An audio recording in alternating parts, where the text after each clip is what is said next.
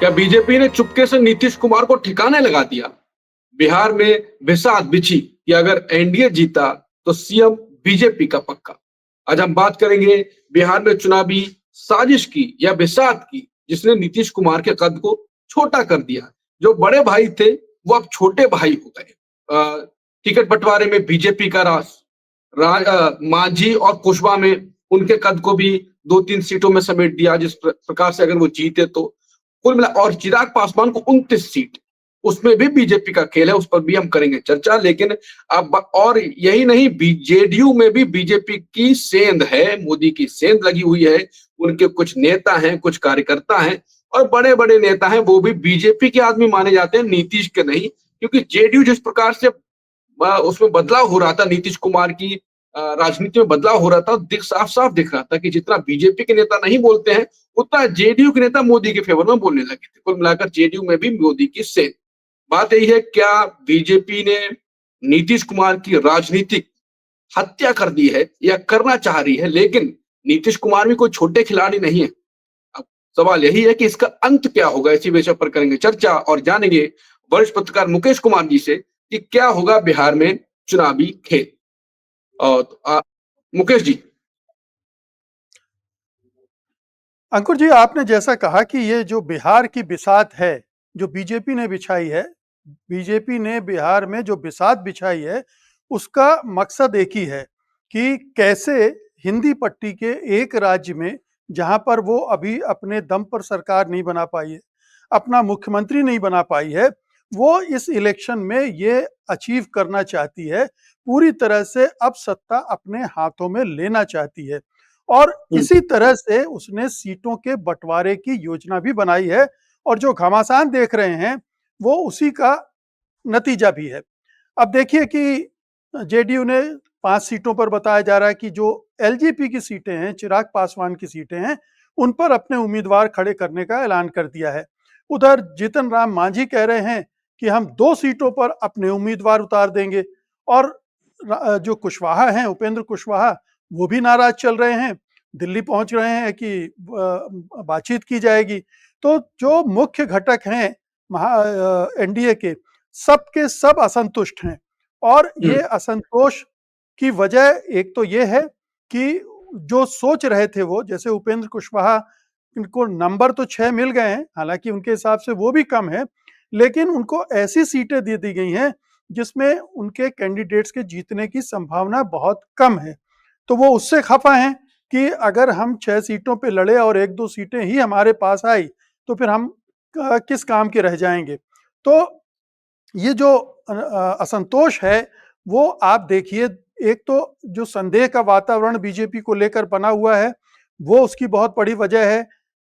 JDU में खास तौर पर ये अंदर खाने ये भय है कि बीजेपी इस बार नीतीश कुमार को निपटा देगी, उनकी राजनीतिक हत्या कर देगी, और बाद में जेडीयू को भी निकल जाएगी। ये खबरें बार बार आती रही हैं कि जेडीयू का जो संसदीय दल है, जो जितने सांसद हैं, उनमें से अधिकांश अब बीजेपी से अलाइन कर गए हैं। और ऐसा मौका आया जब नीतीश कुमार पाला बदलने की कोशिश करेंगे, तो वो सब के सब बीजेपी के साथ चले जाएंगे, और ये नीतीश कुमार के लिए बहुत घातक साबित होगा, क्योंकि राष्ट्रीय स्तर पर उनका कोई से नहीं रह जाएगा। इस सरकार को जो समर्थन दे के टिकाए हुए हैं वो, और उसकी वजह से उन्हें कुछ लीवरेज मिल जाते हैं, वो भी खत्म हो जाएगा। और जेडीयू के जो सीटें तो चलिए बराबर कर दिया, वो एक उनका कद छोटा तो कर ही दिया, लेकिन अब ये भी कहा जा रहा है कि जो कैंडिडेट्स का चयन होगा, उसमें भी चूंकि नीतीश कुमार पता नहीं कितने इफेक्टिव हैं, क्योंकि उनकी मानसिक दशा के बारे में हम जानते ही हैं कि वो किस स्थिति में पहुंच गए हैं। तो टिकटों के बंटवारे में कौन तय कर रहा है, कौन नेता है जो तय करेंगे कि कहां से कौन लड़ेगा। और इसमें संजय झा की भूमिका महत्वपूर्ण हो जाती है, जो कि एक तरह से बीजेपी के ही आदमी हैं जेडीयू में। और अगर बीजेपी जेडीयू में अपने कैंडिडेट खड़ा कर सकती है, अपनी पसंद के लोगों को उम्मीदवार बनवा दे, तो एक तो चिराग पासवान की पार्टी में कहा जा रहा है कि 5 से 10 सीटों पर बीजेपी के उम्मीदवार होंगे। चुनाव चिन्ह एलजेपी का होगा। इसी तरह से जेडीयू में चुनाव चिन्ह जेडीयू का होगा, लेकिन जो उम्मीदवार होंगे वो बीजेपी समर्थक होंगे। तो इस तरह से वो सारी पार्टियों में घुसपैठ करके और अपना आधार वहां बना रही है। चुनाव के बाद ये स्थिति आ सकती है कि जेडीयू को तोड़ दिया जाए या जेडीयू को निगल लिया जाए। नीतीश कुमार हाथ मलते रह जाएंगे, उनके साथ जो 2, 4, 10, 20 विधायक होंगे हो सकता है कि उनका साथ दें, लेकिन बाकी को वो निगल सकती है। संसदीय पार्टी के बारे में मैं बता ही चुका हूं। तो ये पूरा गेम प्लान बीजेपी का है जो लोगों को लग रहा है। और ये जो जवाब पलटवार हो रहा है, जैसे जेडीयू की तरफ से 5 उम्मीदवार खड़े कर दिए गए, किए जा रहे हैं एलजेपी के खिलाफ। अब ये क्या है, अगर सीटों के बंटवारे को लेकर सहमति बन गई थी तो एलजेपी को अलॉट हुई सीटों पर क्यों जेडीयू खड़ा कर रहा है? तो ये पुरानी अदावत भी है। जो पिछले चुनाव में चिराग पासवान ने 27 सीटों पर जेडीयू को हरवाया था, इस बार अंदर खाने जो मार मचेगी उसमें क्या जेडीयू अब चिराग पासवान को निपटाने में भूमिका अदा करेंगे? तो ये भी देखने की बात है। हालांकि नीतीश कुमार जिस तरह से अब जिस स्थिति में पहुंच गए हैं, उसमें इसकी संभावना बहुत कम है कि वो बहुत कुछ कर पाएंगे। और अगर उनकी पार्टी पर कंट्रोल किसी बीजेपी के नेता का है, तब तो फिर तो पूरी पार्टी ही हाईजैक हो रही है, पूरी पार्टी ही उनके हाथ से निकल रही है। लेकिन ये अंदर का संघर्ष जेडीयू के अभी खुलकर उस तरह से सामने आया नहीं है, लेकिन संघर्ष है, चल रहा है, ये बहुत साफ दिख रहा है। तो ये संघर्ष आगे चलकर चुनाव कैंडिडेट के घोषणा के तक और उसके बाद चुनाव प्रचार में किस तरह से सामने आता है, कितनी सीटों पर ये गठबंधन के जो घटक हैं एक दूसरे के खिलाफ उम्मीदवार खड़े करते हैं, उनमें क्या टकराव होता है, बीजेपी किस तरह से उसको मैनेज करती है, कर पाती है, नहीं कर पाती है, इस पे डिपेंड करेगा। लेकिन ये बहुत साफ साफ दिख रहा है कि बीजेपी का गेम प्लान क्या है। बीजेपी ने जो बिसात बिछाई है उसका एकमात्र मकसद यह है कि इस बार नहीं छोड़ना है, इस बार अपनी सरकार बनाना है, अपना मुख्यमंत्री बनाना है, और उसके लिए जितने भी खेल हो सकते हैं वो किए जा रहे हैं। और आप जानते ही हैं कि बीजेपी के पास धन बल है, एजेंसियों का बल है, और ये 2 बल ही काफी होंगे, और लालच वगैरह तो तमाम तरह के दे ही सकती है वो। तो ये जितने भी जीतने वाले एनडीए के विधायक होंगे, उनकी निष्ठा कहाँ जाएगी ये हमें समझना चाहिए। ये जीतने के बाद, अब चिराग पासवान तो मोदी जी के हनुमान ही हैं, और जीतन राम मांझी अपने को चेला बता चुके हैं मोदी जी का। तो इनकी निष्ठा में कोई बदलाव नहीं होने वाला है, तो इनसे तो कोई खतरा नहीं है। जेडीयू को कैसे निगला जाए, कैसे उसको तोड़कर अपने में मिलाया जाए, और कैसे वो मैजिक फिगर जो है वो हासिल किया जाए, ये पूरा खेल बीजेपी का ये है जो हमें साफ साफ दिख रहा है। लेकिन अगले कुछ दिनों में ये और अनफोल्ड होगा, हमें इंतजार करना पड़ेगा।